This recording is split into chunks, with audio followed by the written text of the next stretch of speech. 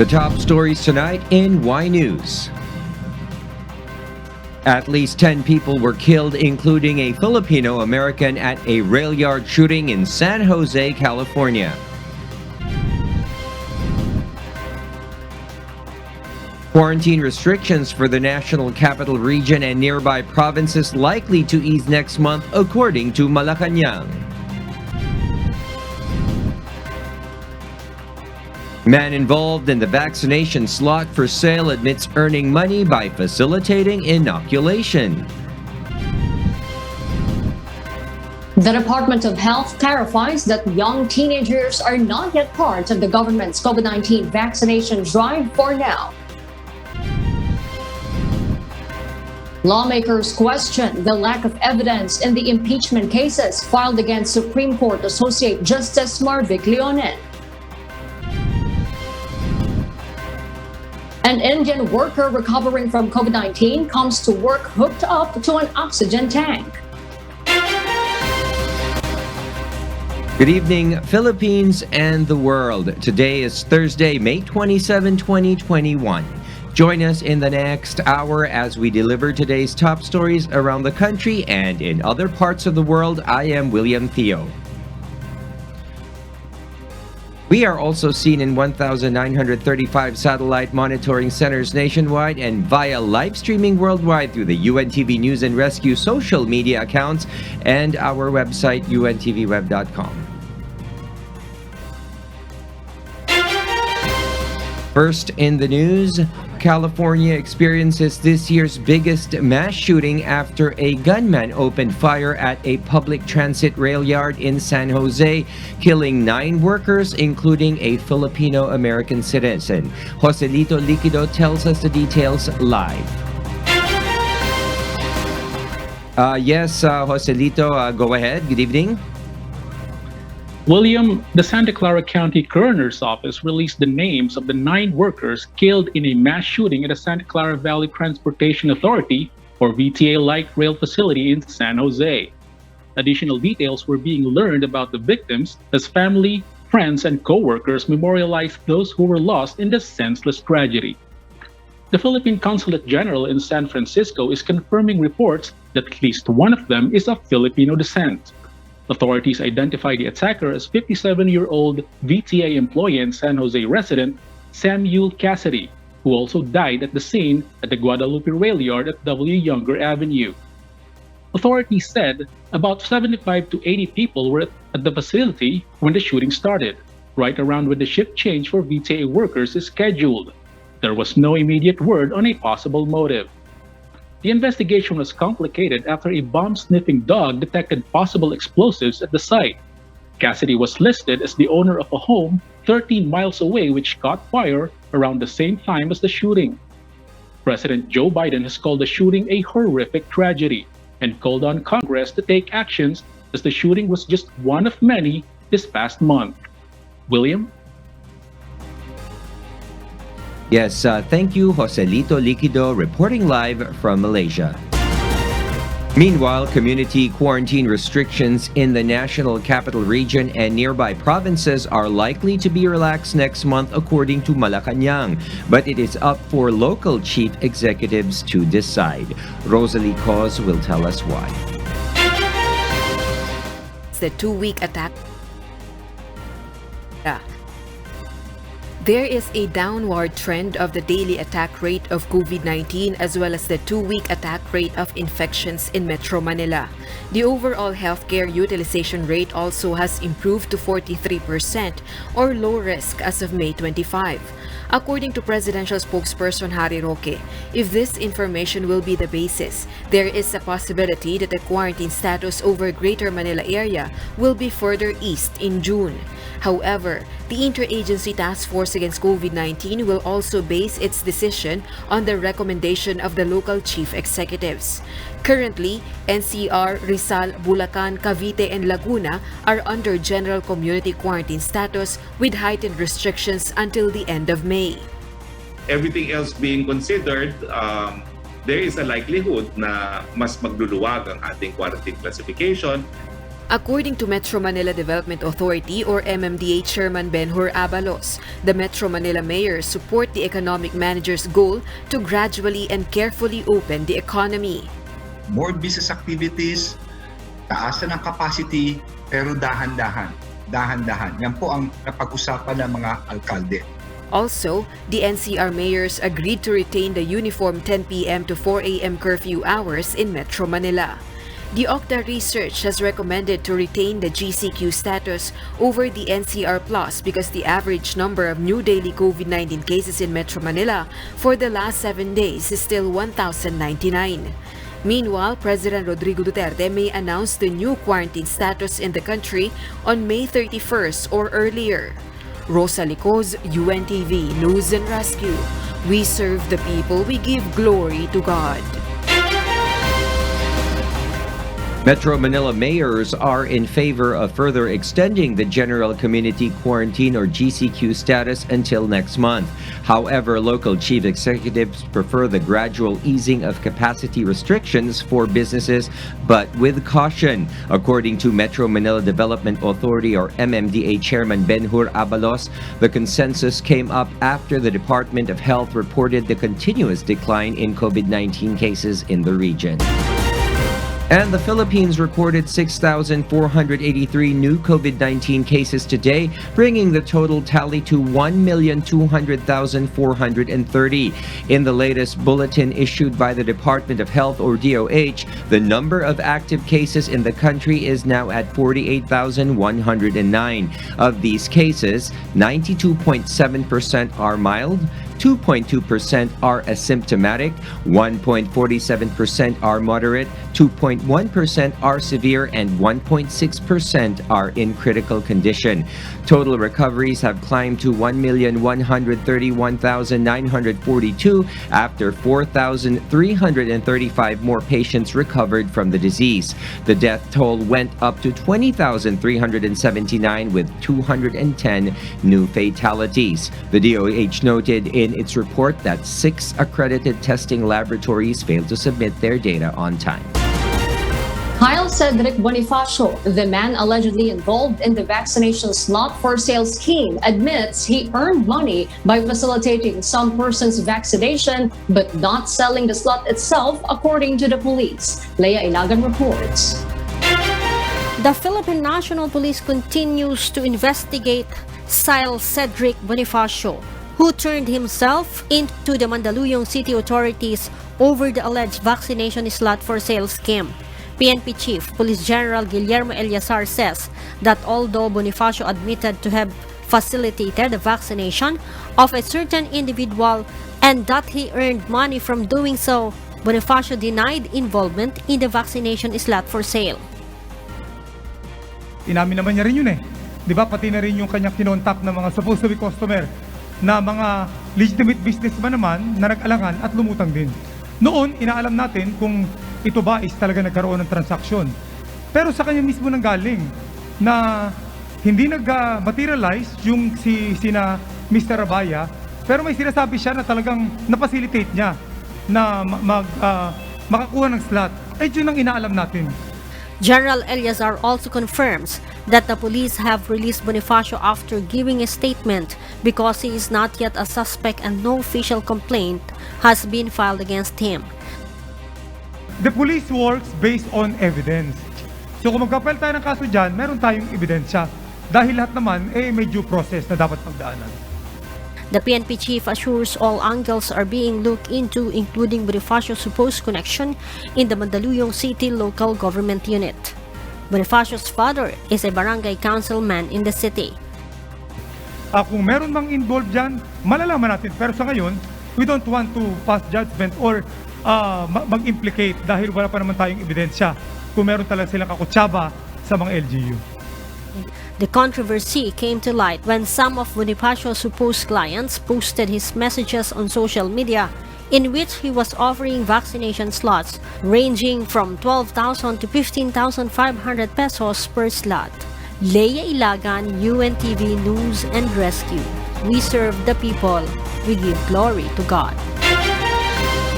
The Philippines will soon allow the vaccination of teenagers using the COVID-19 vaccines developed by U.S. drug maker Pfizer. However, the younger population is not part of the government's current priority. Aiko Miguel explains why. Pfizer-BioNTech applied to the Philippine Food and Drug Administration last May 20 for an amendment in their emergency use authorization. This is for the administration of their COVID-19 vaccines to age 12 to 15 years old like in United States and Singapore. In fact, early this evening, I already got the recommendations of our experts and it's very favorable. So within the week po, we will be issuing an amendment to the emergency use authorization of Pfizer, and it will be, we will be able to use it in children 12 to 15-year-olds. So pag dumating po yung maraming in-order ni Secretary Charlie ng mga Pfizer, maaari na po itong gamitin sa mga batang 12 to 15-year-olds. But Health Secretary Francisco Duque III said the vaccine experts panel are still studying the inoculation of teenagers. For now, they will still have to complete the inoculation of Filipinos who belong to the priority sector, because vaccine supply in the country is not yet enough. Hindi muna natin sila pwedeng isama sa ngayon. Dahil kulang na nga tayo, dapat ay talagang itulak natin ang mabilisang bakunahan para sa mga senior citizens, no? A2 and A3. No? At A1 naman halos kompleto na tayo. Diyan po galing ang mga na-ospital na talagang sila po ang nabibiktima ng nakamamatay na komplikasyon ng COVID-19 infection. So yan po ang iwasan natin. Kaya pakunahan na po natin ang mga senior citizens sa lalong madaling panahon po. Duque added that they have to follow the prioritization formula of the government to achieve herd immunity. Meanwhile, Secretary Duque said they will have to investigate the inoculation of some Chinese nationals in Pasay City. The Health Secretary emphasized it is clear in the government's COVID-19 vaccination plan that those who should be first in line are from the priority sector. Hindi malinaw sa amin ang ulat na iyan kung ano ba ang naging batayan. So we will have that investigated kung totoong ba ito at kausapin ang pamahalaan lokal na kung saan ito po ay nagaganap. At bigyan sila ng stern warning na hindi dapat nangyayari ito. Dahil nilalabag po natin ang ating prioritization framework. Aiko Miguel, UNTV News and Rescue. We serve the people, we give glory to God. A senior citizen party list representative believes that the planned infomercial of President Rodrigo Duterte could help boost the vaccine confidence of Filipinos, especially senior citizens. Meanwhile, the Department of the Interior and Local Government will implement house-to-house vaccine registration for seniors. Nel Maribojo will tell us why. Senior Citizen Party List Representative Rodolfo Ordanes wants to push the COVID-19 vaccination drive of the government to senior citizens. According to Congressman Ordanes, President Rodrigo Duterte's infomercial will help boost the confidence of senior citizens to get inoculated. Isang malaking bagay yung mag-a-announce ng Pangulo na lahat ng mga senior citizen o lahat ng mamamayan ay dapat magpapakuna. Para yung bakuna hindi naman sa sarili nating kaligtasan sa kaligtasan din ng iba. Mang Fortunato is one of those who has apprehension in the COVID-19 vaccines. He said he fears of the possible complications as he has diabetes.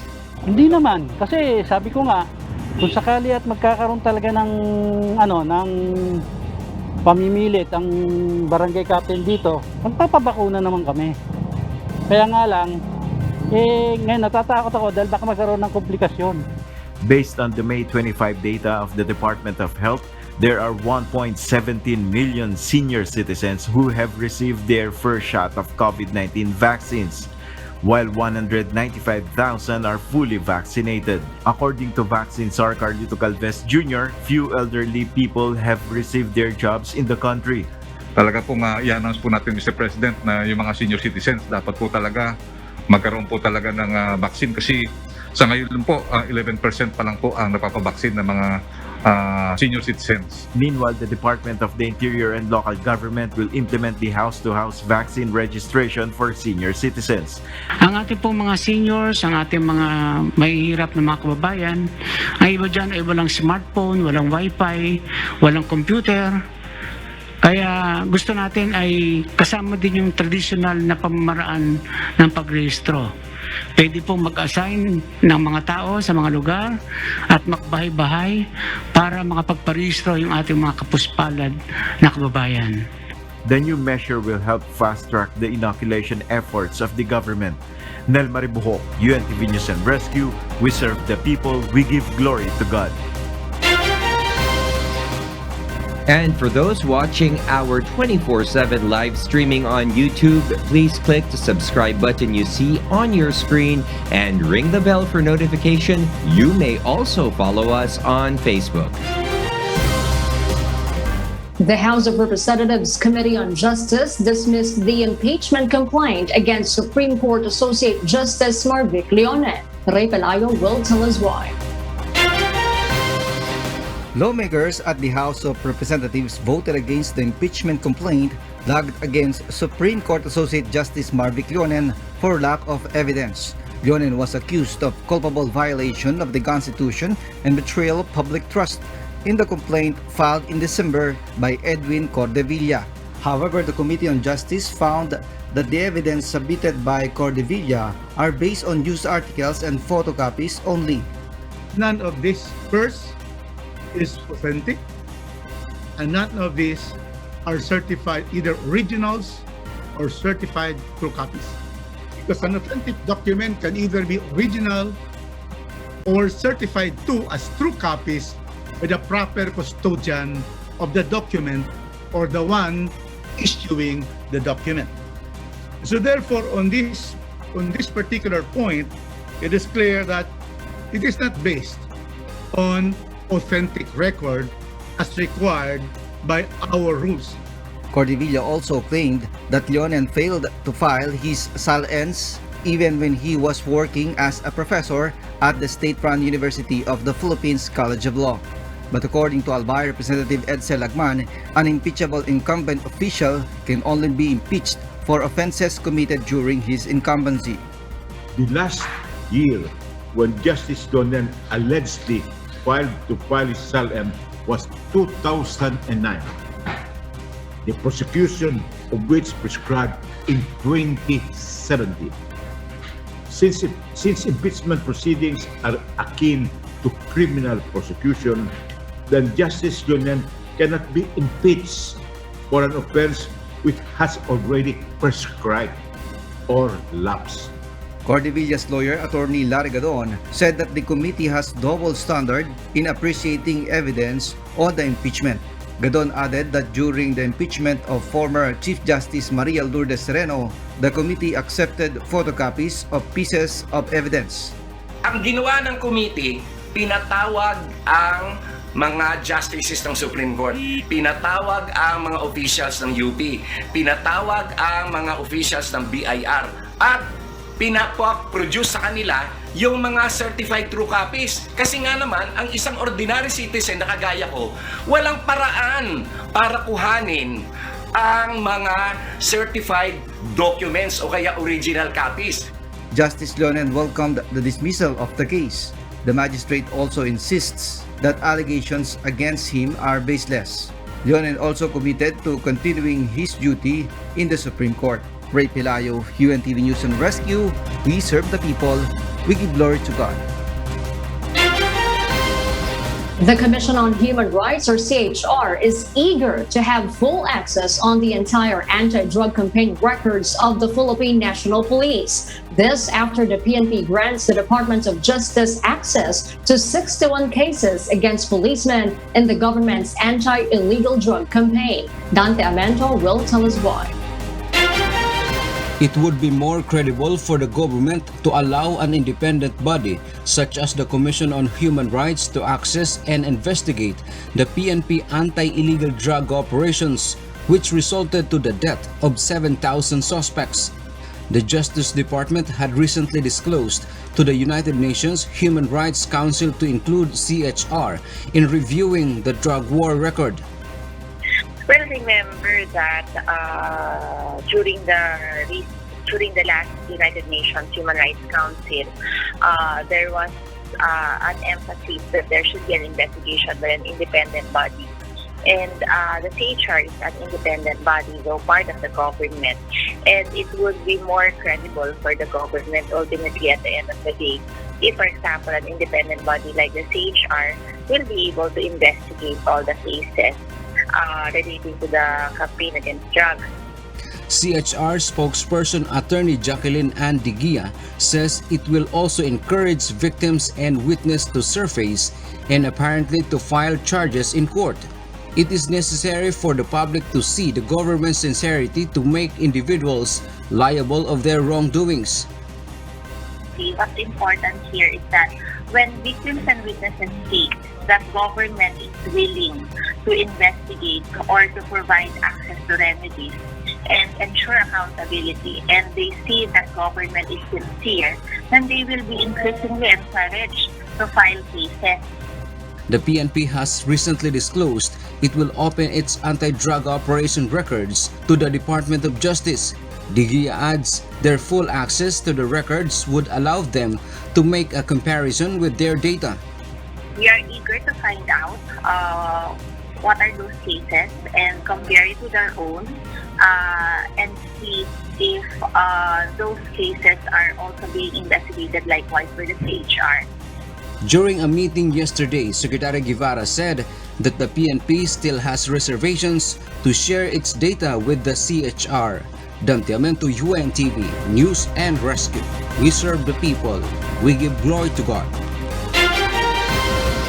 President Rodrigo Duterte is leaving to God his potential vice presidential bid in 2022. Presidential spokesperson Harry Roque issued a statement when asked over Duterte's supposed intent to run for vice president in the 2022 national elections. Duterte has been repeatedly urged to pair either with his daughter, Davao City Mayor Sara Duterte, or his former longtime aide, Senator Christopher Lawrence Go. Last year, presidential spokesperson Harry Roque said the president is very much eager to finish his term and go back to his hometown in Davao City.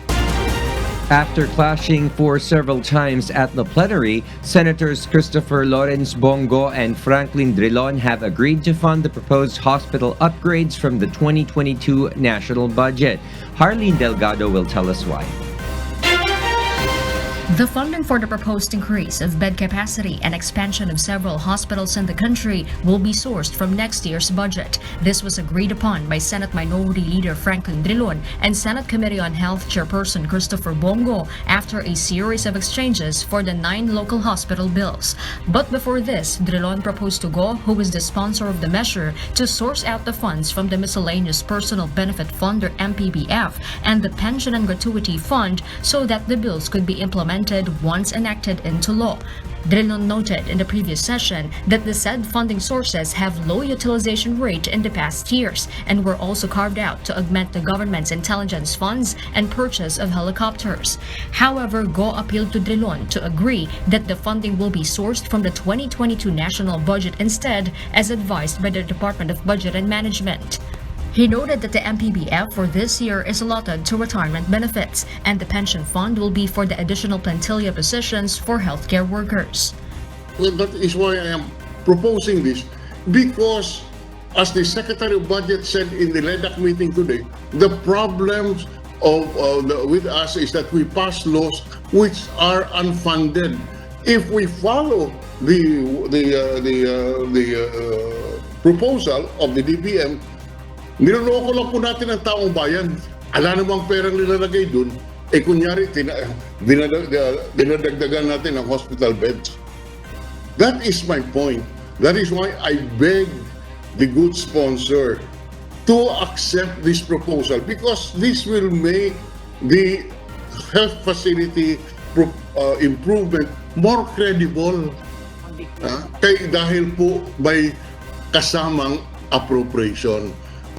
Isa po ang aming hangarin ni Senator Franklin Drilon, our good minority floor leader, ako rin po mismo, gusto ko rin pong mapondohan ito or mismo as a sponsor only po dito sa mga hospital bills, ay ang atin po rito ay habulin po natin sa NEP. Ang darating na July, yun na po yung submission po ng budget para masigurado at obligahin po natin ang ating DOH na pondohan po ito. Kaya lang po, ang sabi po ng DBM dito, hindi po talaga pwedeng galawin sa 2021 yung MPBF at saka itong PGF.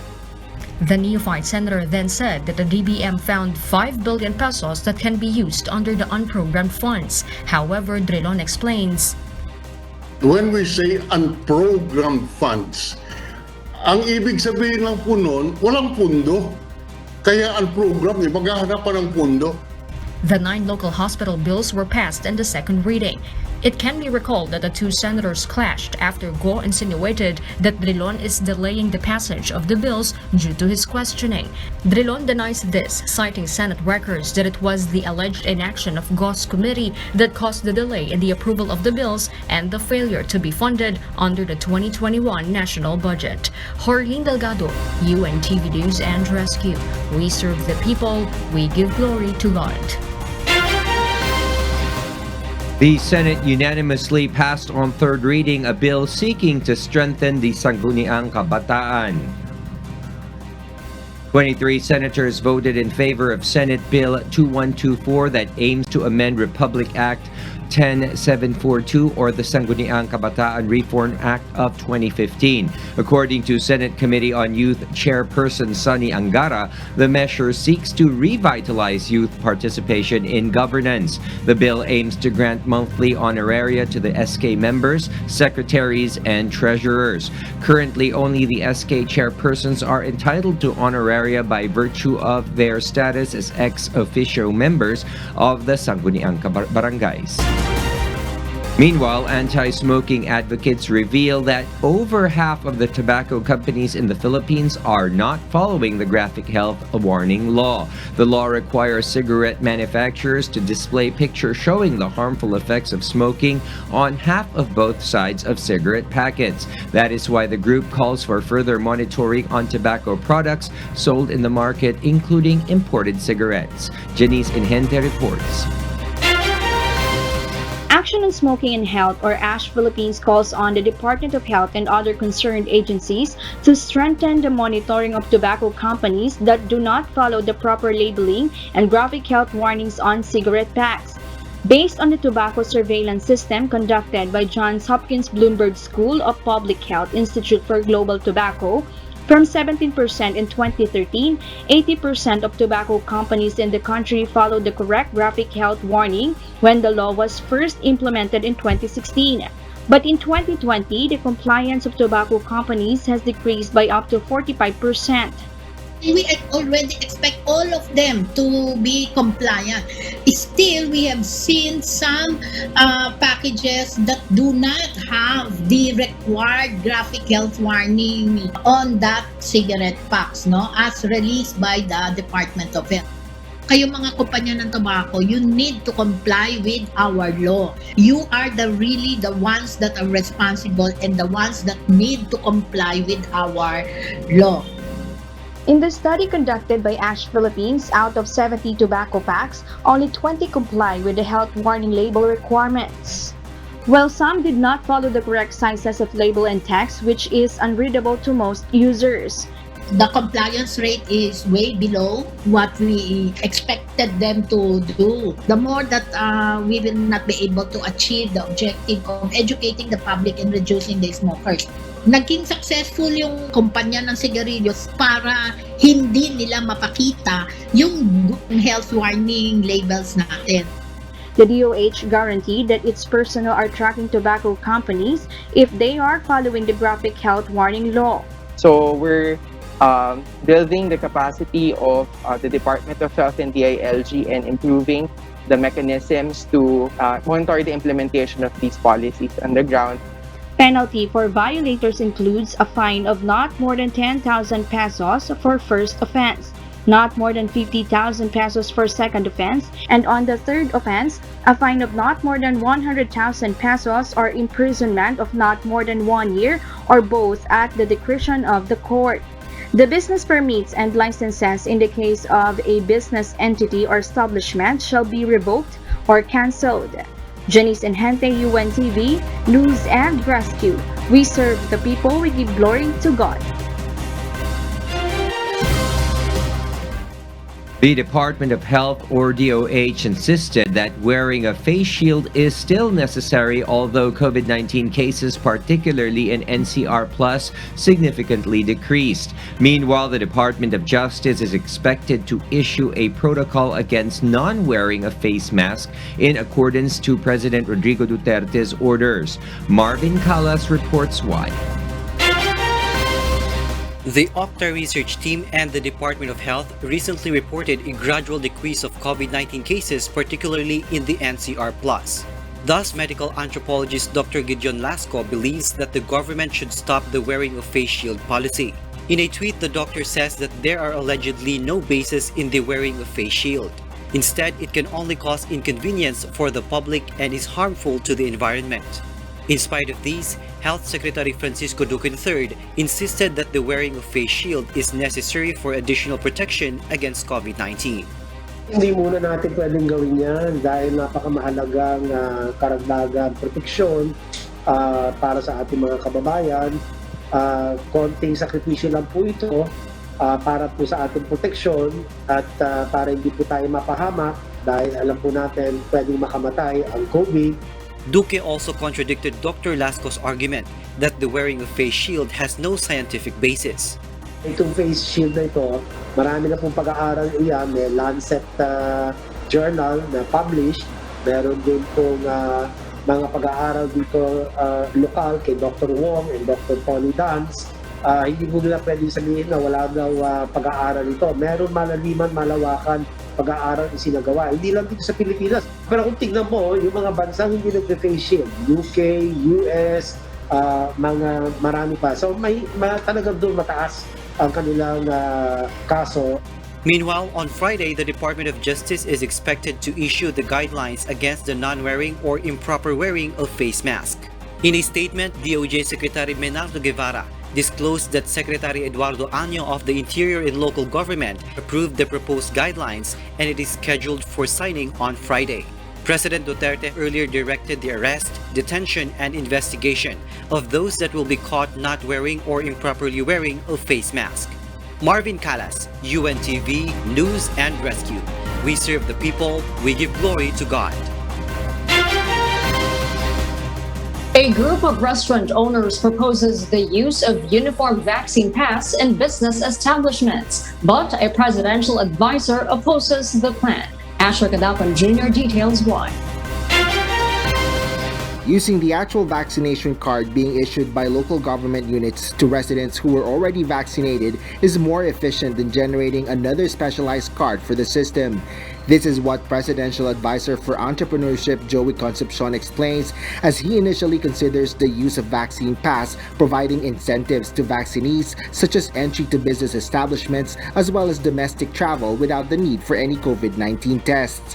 I think from a practical point of view, the Bakuna card should be technically like the pass. Now, you don't really need to create a pass. No, that will take time. So the Bakuna card becomes your pass to greater mobility.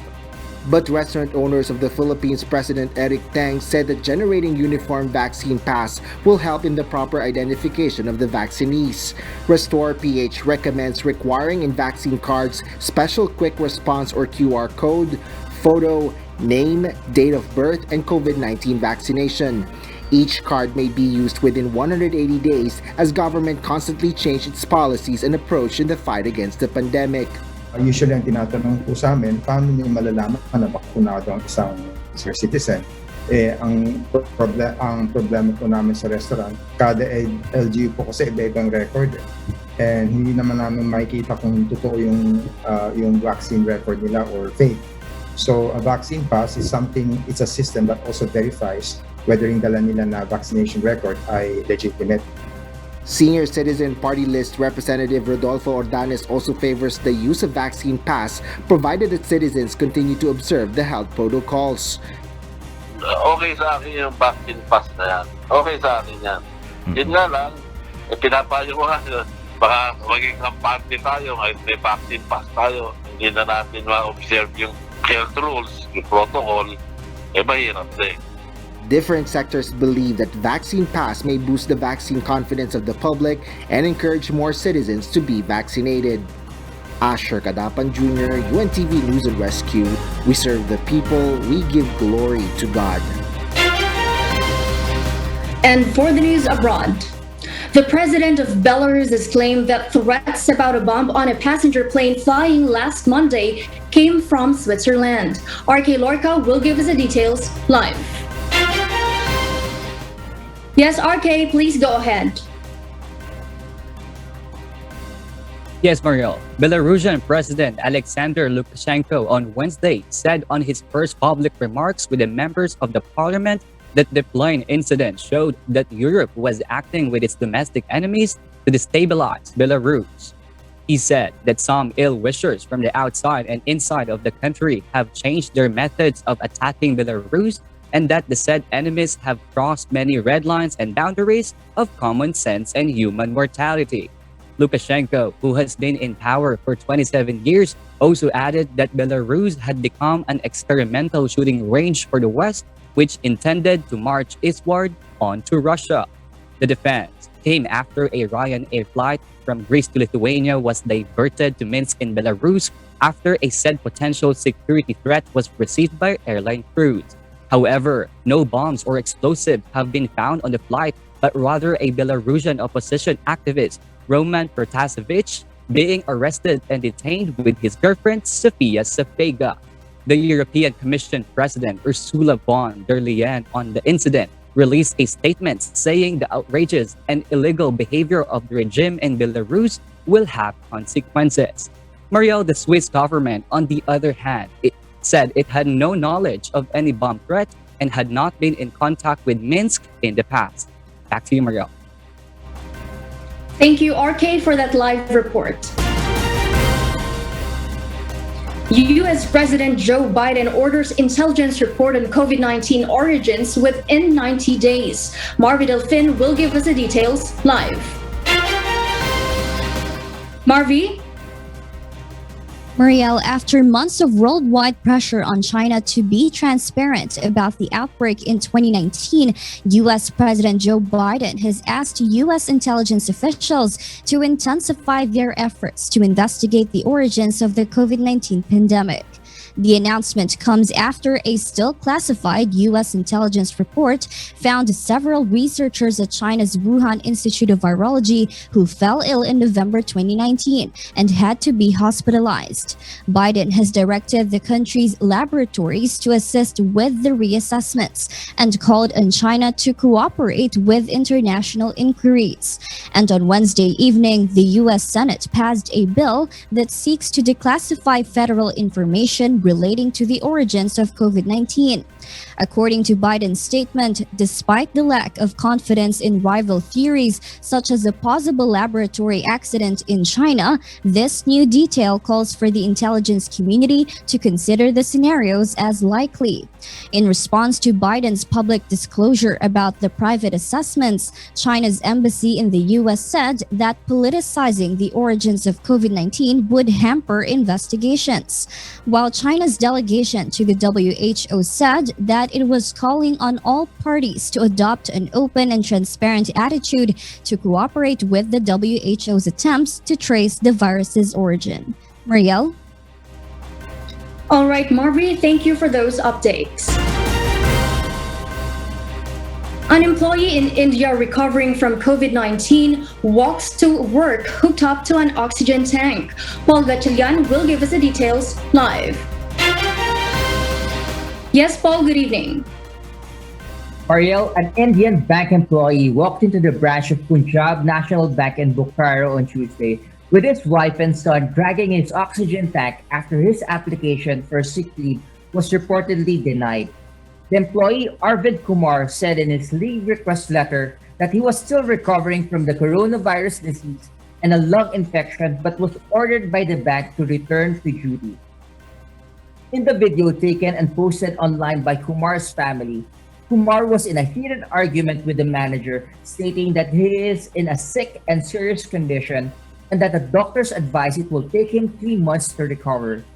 According to Kumar's family, the bank officials did not consider his leave application and also rejected his resignation.